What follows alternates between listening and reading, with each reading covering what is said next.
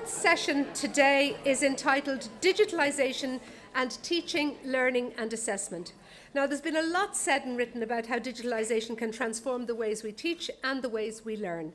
Some of us are digital champions, some are digital followers, some are digital skeptics, and then there's me. But what is important is that we think critically about the nature and extent to which digitalisation changes teaching and learning for the better. Here to help us with this task today are people who've been close to the development of the national strategies for using digital technology in schools, further and higher education and training. Our panel for this session: Eddie Ward of the ICT Policy Unit of the Department of Education and Skills, Dr. Mary Liz Trant of SOLAS, and Kevin O'Rourke of the Dublin Institute of Technology. Now, after their presentations, as we did earlier, we'll have a reaction analysis to their contributions from Professor Ian McLaren of NUI Galway. So, without further ado, allow me to introduce our first panellist. Eddie Ward is a Principal Officer with the Teacher Education section of the ICT Policy Unit in the Department of Education and Skills. Previously, he was the CEO of the National Education and Welfare Board, which was an agency then operating under the department, but he's previously also worked in other government departments. The title of Eddie's address is A Digital Strategy for Schools. He's going to be looking at the Digital Strategy for Schools 2015 to 2020, Enhancing Teaching, Learning and Assessment, which was published by the department 2 years ago. This strategy is informing a number of policy areas, including curriculum implementation, skills development, teacher education and learner outcomes. Now, what's going to happen now is, during his presentation, the panellists are going to come down here and myself, because it's very hard to see the screen. I'll come back up to call the next speaker. So without further ado, Eddie Ward.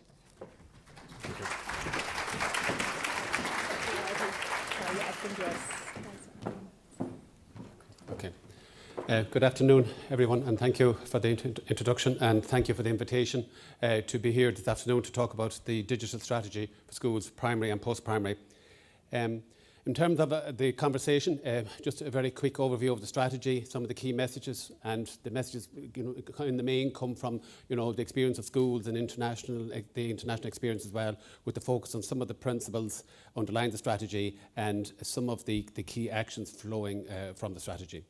In terms of putting the strategy together, obviously it was very much research informed and research of what goes on in our schools in terms of teaching, learning and assessment, the international experience, a lot of consultation, a focus on young people and their experience, and they do have very good messages, and I suppose that's one of the things we're finding in public service generally. I think that we need to increasingly listen to the voice of young people. In terms of some of the messages, and I know I have a lot of slides here, but I was told coming in that the more slides I had, it was a good indicator of performance and all of that. So I'm going to try to focus on some of the important issues, knowing that you will pick up on the other ones later on. One of the key messages coming from our own local kind of research and internationally is that the presence of ICT equipment in a school alone is not evidence in itself that ICT is being used effectively and well for teaching and learning in the school context. One of the issues that has challenged, I suppose, in terms of getting resources and in terms of getting acceptance for the use of ICT technologies in education is the absence of evidence to show impact on learning outcomes. And we have been able to say, and there is evidence to suggest, that where technologies are used well, it can lead to better student engagement and better teaching and learning from that perspective. Clearly, there are many obstacles identified by teachers and by schools themselves in terms of their work in implementing digital technologies in their schools. Clearly, the issue of technical support, teachers need to be able to know that they can get from the beginning of their class to the end and that the technology works. Obviously, the equipment and the condition of it, time for planning, connectivity. Internet connectivity is a major issue in many of our primary schools, which are very widely dispersed, as you probably know. School culture, a major issue. Again, we know anecdotally that newly qualified teachers coming out with all the best ideas of how using ICT will have quite a job on their hands in some cases in trying to change culture within the school. And that's part of our job, I suppose, at national level to lead that. The positive messages from teachers were that they want training, they want to be confident and competent in the use of technologies in their teaching, and I suppose We also recognise that technologies have a role in terms of a more inclusive classroom, in providing alternative access to teaching and learning for some of our students. Obviously, there are downsides, and these are very clearly recognised by teachers, but also significantly by the students. Some of the policy messages that were informing the strategy, clearly there's a vast amount of change coming down the track in terms of curriculum. We have now one of the most regulated teaching professions in Europe, with standards for teaching and how you become a teacher, and in terms of your career progression through teaching. It's increasingly regulated and standard, and there are very clearly identified learning outcomes and skills that a teacher must have in terms of the use of technology. Obviously, there's a range of government strategies, the national skills strategies, the broadband strategy, children's strategy, they all impinge on this area. And obviously, government has a very keen interest in ensuring that we are up to speed in terms of the reform of education, the use of digital.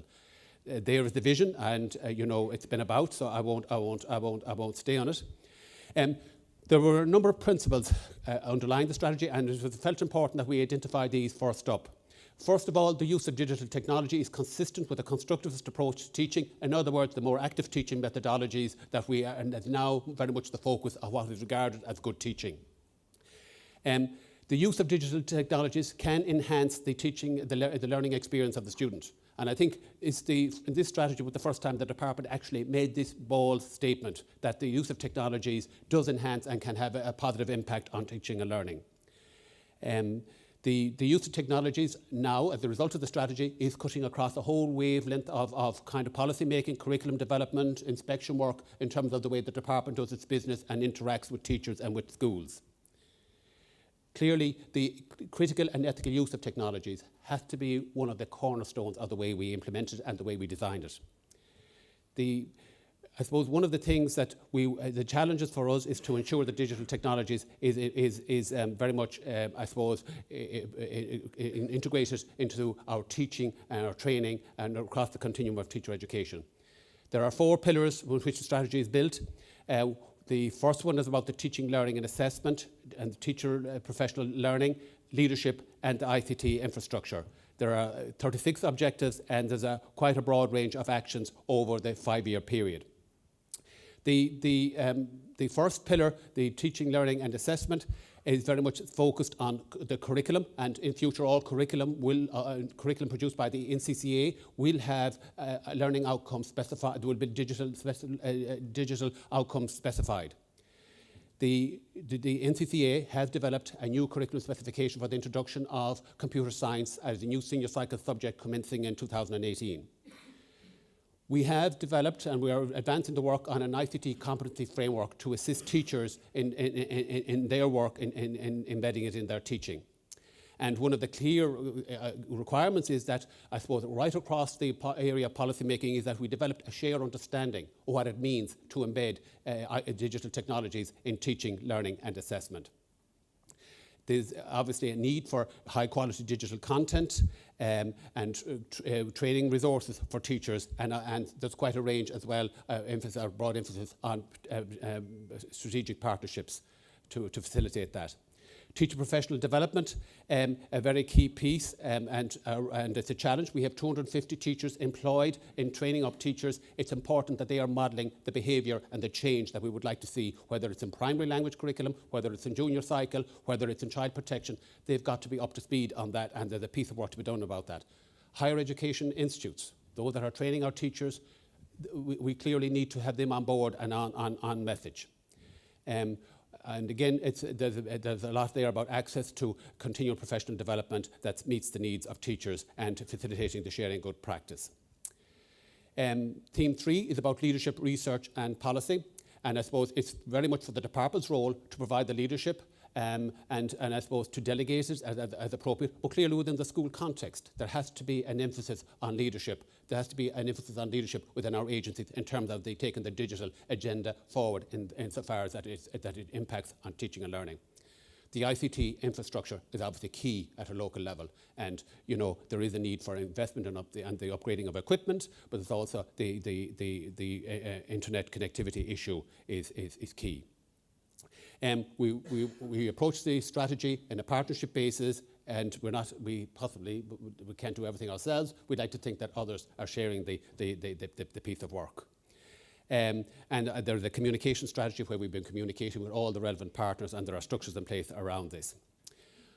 One of the key actions in the strategy is what where we've talked about a competency framework for teaching, and for the use of teaching, for the digital technology in teaching and learning and assessment. And this is very much about, I suppose, developing a shared understanding of what it is that we mean by the use of technologies in education. And it's very much about teachers as individuals, the school as a team, and indeed the department, to actually focus on where we are currently in terms of our work and implementing digital strategy and our understanding, and what work we might need to do. That framework has been developed, and it's being trialled currently in 50 schools. It's very much built on the international perspective developed in UNESCO, but also there are similar EU, and what we've been trying to do is to develop a framework for the Irish context. That's being trialled in 50 schools and will be for the next 12 months, after which it'll be made available to all schools. It's actually a key piece because I think for the system it will actually set out how it is you can assess how technology is being used in teaching, learning and assessment. Planning is obviously a key piece, and one of the things we keep emphasising with schools, and it's important, I suppose, that the department has an overall strategy around school improvement, and that's the school self-evaluation strategy and looking at our school. We've a special, I suppose, resource pack, a resource framework, a planning framework for schools, and that's going to be updated to make sure that schools are, that everything is aligned, and that, you know, the traditional thing was that ICT, digital technologies, were a silo somewhere. You had a computer room or whatever. This is very much trying to, you know, change culture, facilitate the schools and the leaders within the schools to lead on this. I spoke a little while ago about you know, the department's support services. It's important that they are modelling the behaviour that we expect, and that work is underway. Internet connectivity, as I've spoken about, and there are advances being made there. The primary schools, and particularly the dispersal of them, is a key challenge. Post-primary schools have all got high quality digital connectivity at this point. The primary ones, and particularly where we've got 3,200 primary schools spread, that is a challenge, and we'll be working with our colleagues in the Department of Communications and Climate Action on that. School infrastructure, again, there is a commitment in the strategy to fund it with 210 million over the 5-year period. There is, I think we paid 30 million already, and there will be more to come. We have a minister who is very keen on linking or incentivising innovation in schools, and he's anxious maybe that there'll be some of that money used for that purpose. There is a slide that there's maybe a summary of some of the key actions that I've spoken about. We're currently working on a school clustering scheme that the Minister has secured funding for in the budget.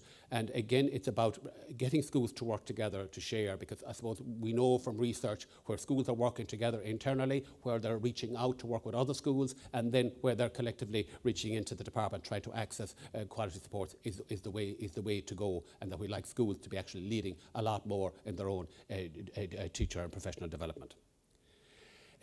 There's an overview of the funding. Obviously, funding isn't even over the period of the strategy. We will be fighting for that corner. Currently, we spend about 90 million a year on teacher training and upskilling.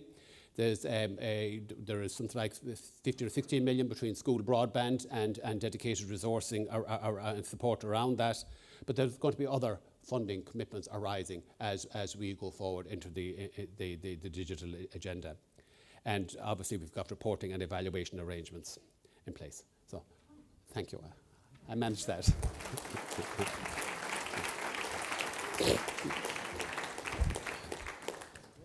On time?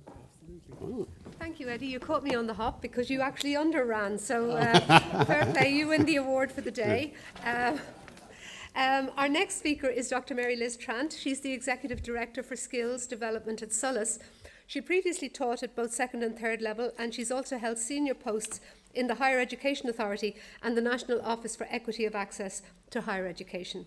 Her current areas of responsibility include expansion of national apprenticeship and training schemes, skills development of employees, technologically enhanced learning, and the professional development of teachers and tutors in further education and training. And clearly that's going to be something very important in the implementation of any digital strategy.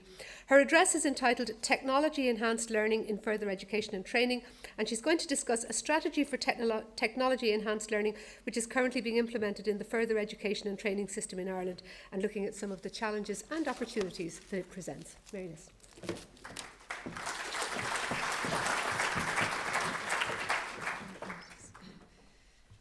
Good afternoon, everybody. Thanks very much to QQI. It's great to be here. And it's great, actually, Kevin and Eddie and I were just talking before the weekend about just our various presentations and just sharing some of the information. And I suppose it's, it's actually one of the rare opportunities where we actually are kind of joining up and talking together, the three parts of the system. And I know Mary Doyle this morning was talking about that. So I think, this is a great, a conversation today. And I think probably opportunities, I think will come up for, for actually building on that and looking at how we join up, because in actual fact, an awful lot of the messages, an awful lot of the challenges are the same, which is totally unsurprising. So, I suppose maybe if I could just start with doing a little bit of audience analytics from a human approach. How many people have actually had an opportunity to read the Technology Enhanced Learning Strategy in Further Education and Training? Show of hands. Okay, yeah, not great. How many have had a chance to actually use it or apply it in their work? Talking about it with other colleagues, actually responsible? Yeah, show of hands again. Okay, so probably, maybe, so what I'd like to do, I suppose, this afternoon because I have 15 minutes, and I know Ingrid has her timer on, is, I suppose, just give a bit of an overview about where we are on the strategy, but then talk about, I suppose, the kinds of things that, when we're all here today, what we all need to be thinking about, and in particular, what we are thinking about in further education and training as we tackle the whole area of our digital world. And I suppose, again, we've heard a huge amount about it this morning. What's happening there? I don't know. The slide is gone, it's a bit...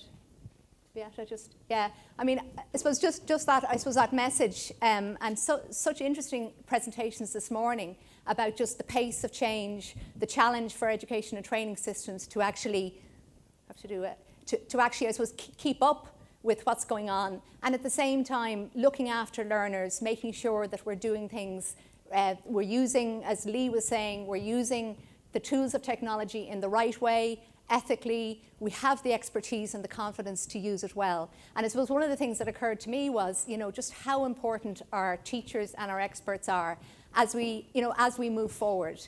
That there is that confidence, there is that expertise for people to actually take and use the tool of digitalisation the way it needs to be. And here we have a lovely example of it. I think we're sorted now, are we? Yeah. So, we're back again. Okay, here we go. So, here's our strategy, and I suppose just to say a little bit about what's happening in further education training. We published the strategy last year, and I'd like to particularly thank Michael Mooney, who's the manager for Technology Enhanced Learning and eCollege in SOLAS, who's been very much leading the way and working with ETB colleagues on this, and huge help to me just in preparing and having the conversations about what are the key messages I suppose we want to communicate today. So the strategy has two objectives principally: that we support and develop excellence in what is being learned and how it's being learned, and building then digital competence for living and for working. So it's those two bits: what we're doing in our education and training and our learning approaches, and then how we're equipping learners going through the system to really embrace and be able to get jobs and live their lives in a way that is very confident in engaging with that digital world we have. The strategy has 18 actions to support and drive these objectives. Those in the room who are from education and training boards very actively working on an action plan within each ETB to set out what is going to be, what are the key areas for work and for development over the next 2 to 3 years. We have also a big investment going on in continuing professional development. So in 2018, there will be opportunities for teachers to go from where they are, whether they're quite confident and expert or whether they're at the start, and actually build those skills in using technology-enhanced learning and using the kind of a learning analytics as well that are coming through very fast in the system. There's a huge culture change, and again, that came up this morning. You know, and Eddie was mentioning it as well. You know, it's challenging a lot of, I suppose, thinking and approaches to the way we do things. And yet, I suppose, one of the things that we found in implementation so far is that there's an open door. There's people who've been champions and pioneers for a long time, and that number was relatively small. That number is growing very fast now within the further education and training system. Great expertise, and I think that's where the opportunity to kind of connect up the whole system, primary and second level champions and people, you know, and higher education as well. Innovation is huge as well. We're seeing in the action plans that are coming through fantastic ideas about how learning can really be enhanced using technology. And it's you know, and then supported then, just to mention the umbrella body, which is, you know, huge, you know, I suppose that role in supporting the education training boards, ETBI, in helping drive that innovation and that culture change. And then also just to briefly mention eCollege, which people are familiar with. It's actually celebrating 20 years next year. A real lead out, I suppose, within further education training on online learning, blended learning, and I suppose there's about 10,000 learners accessing digital learning through eCollege every year. And it's been a great, I suppose, opportunity for the system to actually see what's possible. All of this very much ties into our national policies and strategies. The 2025 National Skills Strategy, key part of that in terms of how we move forward as a country and our education and training systems. The input from IT Blanchardstown earlier about just how we go about that, looking after, you know, using technology to make sure that our system is ever more equal. We're picking up people at the earliest stage and putting in the steps to make sure that people are achieving in a way that we haven't been able to do until now. Transformation and expectations. Learners increasingly are coming, looking for the ability to learn, to engage with technology, and to emerge with those skill sets. And again, I suppose, responding to that. Lifelong learning, that's been a phrase that's been part of our vocabulary for so long. And actually now with technology, there's opportunities, whether it's micro-learning, whether it's, you know, digital badges we were talking about, industry awards, you know, opportunities for people to engage throughout their lives, throughout their careers with learning is possible now in a way that wasn't 10 years ago. And again, access, and again, back to that point about just, you know, where you've got people who are geographically remote, people who might maybe, you know, due to physical challenges may not have access. Again, technology has huge potential there. And as well, people may know, I suppose, we're now looking again in a very close way, system-wide, at how employees can be supported. Ireland is behind on lifelong learning for people in employment, and we have a lot to make up there relative to our European partners. So again, technology-enhanced learning has a huge amount to offer there. All the way along, I suppose, and again, I suppose this is part of what today is about. How do we remain relevant? What are the challenges? Brian McGuire was talking about, you know, rethinking credentials, rethinking qualifications. This is it's a great opportunity today to have that conversation about how are we going to need to rethink what we do and how we do it. Walking the walk of digitalisation. So we talk to a lot of people about what needs to be done, but ourselves, SOLAS, the HEA, the QQI, higher education institutions, further education institutions, in what we do and how we engage and how we structure things, are we actually demonstrating and leading the way and showing the way on this? And then working together for success. That opportunity and need, I suppose, to connect up as well in what we are doing together and sharing all of that expertise. So I'd like to just propose 3 steps, I suppose, that for today that I think we should probably be looking at and as we go forward. The first one is that our curriculum development processes drive technology-enhanced learning. So things like time, notional time and credits, we have to look at that again when we talk about technology. It's not about people sitting in a classroom for 20 weeks, 40 weeks. Credits, how people earn credits. You know, we have to look at that also. Assessment approaches. We now have these tools that actually provide, and Lee talked about it, that ability to see how people are doing, to assess people in a way that's so much more engaging, so much more positive, giving such rich information back to learners and then to teachers also. And quality assurance mechanisms. And I think it's about how our systems incentivize, recognize, expect our learning and our curriculum development to reflect the changes that are now happening. You know, things like, for instance, should blended learning be a core part of our quality assurance as opposed to a separate part? Just actually saying, what does it look like when we fully integrate all of this opportunity? Personalization of learning. Again, we heard a lot about that this morning, which was great because this was prepared before the weekend. So, you know, I suppose that bit about that huge opportunity of being able to actually tailor learning to individuals. Keeping up with that global learning and development. I was at a conference in LinkedIn a couple of weeks ago, and just the amount that's happening in industry on learning and development is just phenomenal, way more than ever before. And there's learning we can do also drawing on that too. So I suppose, you know, having an awareness of that and keeping up with that. Design and our delivery focus. We have a big focus on programs.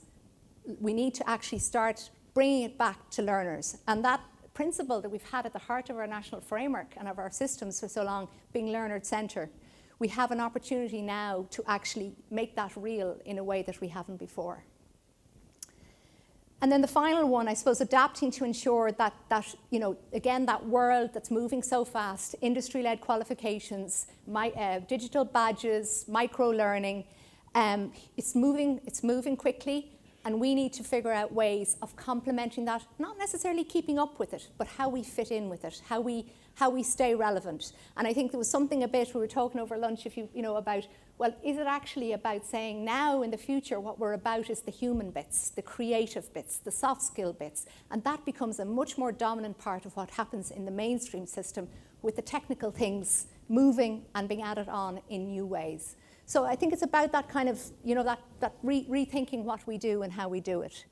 And then finally that bit about, you know, just about that challenge of relevance and currency and responsiveness. And, you know, sometimes people say, oh, the education and training system doesn't keep up. Maybe that's not a bad thing always, because, you know, things are moving very fast and we have to make sure that we look after our learners, that there's currency in what people are learning. But we do need to figure out how we actually, I suppose, respond to this world that we're now in. So just to finalise, I suppose, I mean, I think, you know, today is super. Apart from the networking, as someone was saying, the human thing, you know, I think it's really, this could be a day when people look back and say, you know, in Ireland, that conference that the QQI ran, that was actually a key day for our system in terms of how we engage and how we move forward. You know, huge amount of really influential, committed people in the room. And I think, you know, there's a lot we can do. I was in Estonia recently. They've taken this on, technology, as a country. Really impressive. They've invested in it right around, you know, the school system, their business, all of their social systems. And maybe that's something that we should be thinking about as well over the next number of years. So thank you very much, everyone. Yeah.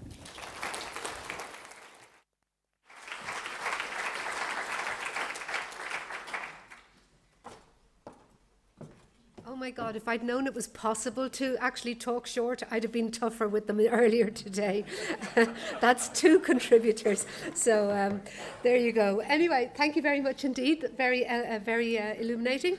Our next speaker is Dr. Kevin O'Rourke of the He's the Digital Campus Architect of the Dublin Institute of Technology. Kevin's been involved in digital education projects at institutional, national and in international contexts too. He's also worked at the National Forum on the creation of the digital roadmap for Irish higher education. In 2016, Kevin was seconded full-time by the Forum to lead a technical infrastructure review of the Irish higher education sector. He's also worked in London and New York in advertising, publishing and e-learning. His presentation today is entitled Roadmap for Digital Learning in Higher Education. He'll be examining the digital digital roadmap created by the National Forum for Teaching and Learning in Higher Education to guide third-level institutions and organisations in developing local and national digital strategies. He'll also be outlining the key priorities for change and the best ways to support organisations that are involved in relevant initiatives. Kevin, if I can ask you to come up, please.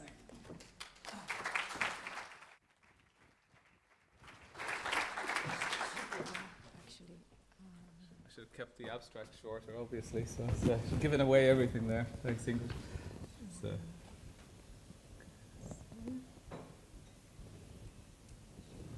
is working. Thank you. Okay, thanks. Thank you very much. I'll probably stroll a little bit if that's all right. Is that okay down there? Yeah, good. My name is Kevin O'Rourke. I work at DIT. As you say, I have been fortunate enough over the past few years to have been involved with the National Forum for the Enhancement of Teaching and Learning. Is everyone here familiar with the National Forum as a national organisation for higher education? I looked at the delegate list earlier, and I reckon less than a quarter of the people here are from higher education. But just a quick outline, it was established, I think, around 2012, 2013 to support higher education, third-level institutions across, in terms of teaching, enhancement of teaching and learning.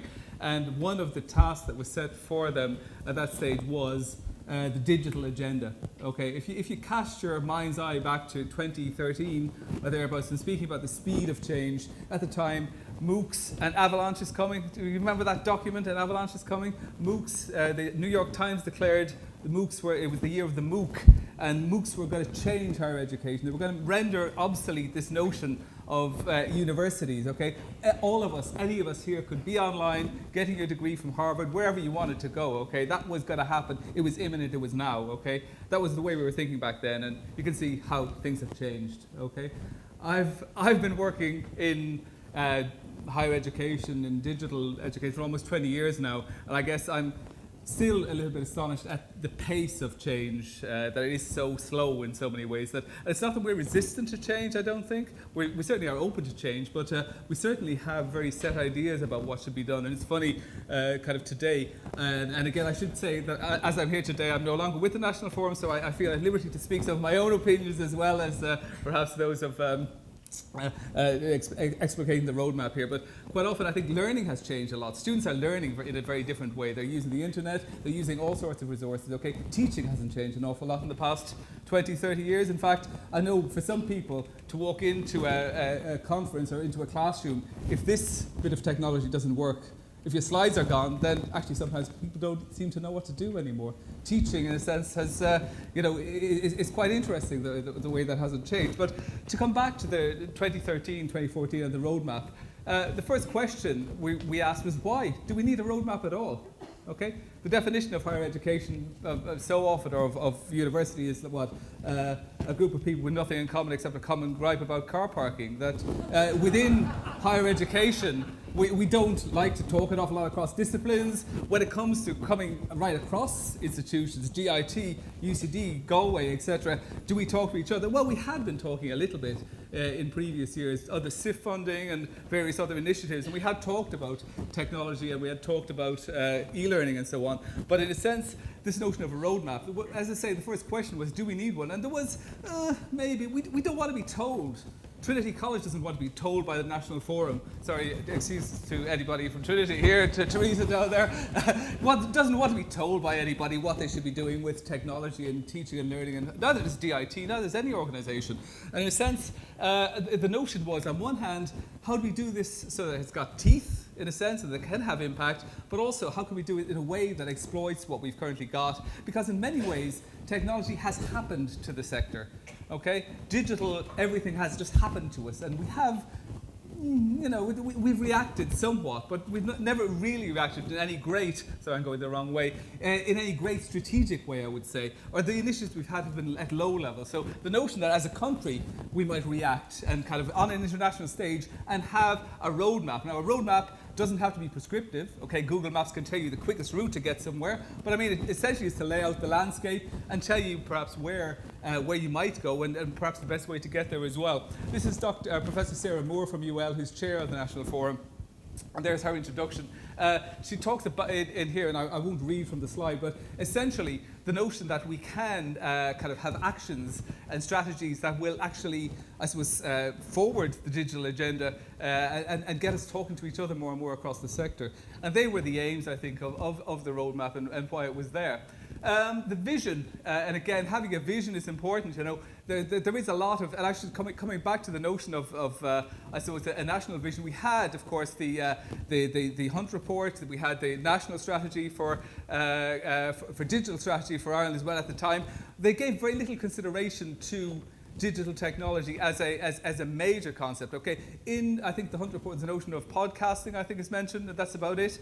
In the national digital strategy for Ireland, generally education is mentioned, but again, it's in quite smaller terms, in terms of tools rather than in terms of culture or in terms of the broader picture of where we might go. But the vision that I guess that the sector might be one where we were embracing digital learning and digital innovation as opposed to having an opt-in session. In many ways, teaching in Ireland with technology is an opt-in situation. If you want to use it, fantastic, you'll be supported. If you don't want to use it, there's actually no pressure on you to do that either. In fact, you see regularly on kind of the paper was, you know, professor in UCC bans laptops in his lectures, etc. Or there's a whole issue of around attention spans and so on. The traditional teaching, as we've, you know, are still building lecture theatres. There was a programme on recently about a college not too far from here that has a 600-seater lecture theatre built, which hopefully it's flexible and people can turn around and talk to each other. And we don't have to have simply you guys here looking at me and listening to me and going back to what Lee said earlier, me without any idea how this is affecting you at all. But even coming down further, students, digital literacy. Everybody said, when we did a session for the roadmap on digital literacy, people came expected to talk about digital literacy of students. The question raised, well, how digitally literate are our lecturers? You know, it's very interesting. We look at the statistics, and there's more and more of them around now from the CSO, from Europe. I tweeted earlier, not everyone here is on Twitter, from the European perspective, 56% of Irish people are digitally illiterate. Okay? What does that mean? It's very interesting. It's kind of, on the other hand, you come to the CSO, they tell us that 94% of students are online every day.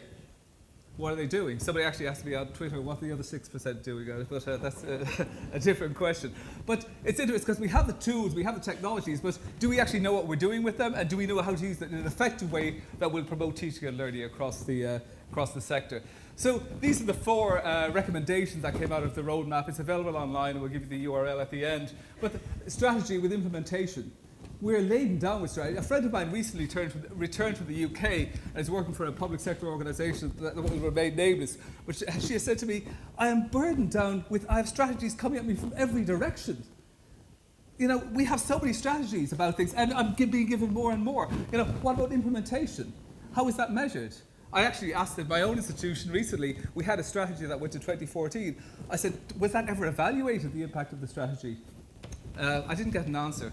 If anyone from DIT knows, perhaps you can answer me. But implementation, teeth. Terry Maguire and myself said this has to have teeth, okay? Secondly, collaboration. Yes, we do need to talk to each other across sectors, but we need to talk to each other within organisations as well, okay?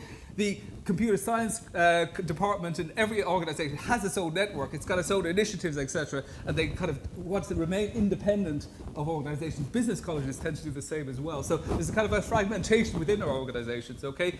Changing practice, okay? Kind of actively engage students and teachers to develop their digital skills and knowledge, okay? In a way that's not only meaningful, but also that's rewarded. And these are kind of issues that we talked about. And evidence. So much anecdote around. All of our students coming in are so digitally literate, you know, digital natives. Actually, they're not in many ways. They can point and click. But when it comes to the actual digital literacy, think of that 56% figure. That's not just people, you know, 50 years of age and over. So it's important to go with evidence as well. So recommendation 1, strategic development, and in fact the document went further to actually give priorities for success in each case, okay?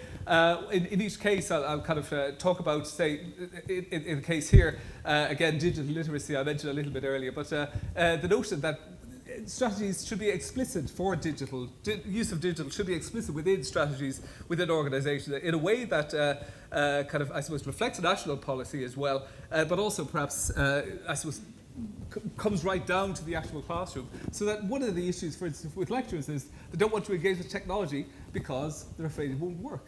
Okay? They don't want to look like an idiot in front of a group of 600. They have to know that the technology is going to work. They need confidence in that as well. So the support mechanisms around these things, for instance. So there's more than just simply giving people the tools, it's also giving them the skills and the confidence. Collaboration. We mentioned this. One of the things within here is kind of the notion that we could go to team-based teaching, okay? The number of people within my own organisation, and I know in others, who are teaching any particular subject to a student, okay, who have no idea what the other person is teaching, how they're teaching it, how they're assessing it, when they're assessing it, etc. There's this kind of lack of team spirit within programs, within kind of at across across institutions, that really we can talk more to each other. Actually, we have the tools now to do that, and we should be encouraged to do that a lot more. So there's and again the notion of technological infrastructure. Again, these are in the document, which I won't repeat them entirely. Recommendation 3: a consistent and coherent digital experience for students across the sector. I think that refers back to my previous point, but that there would be a consistency of approach across it.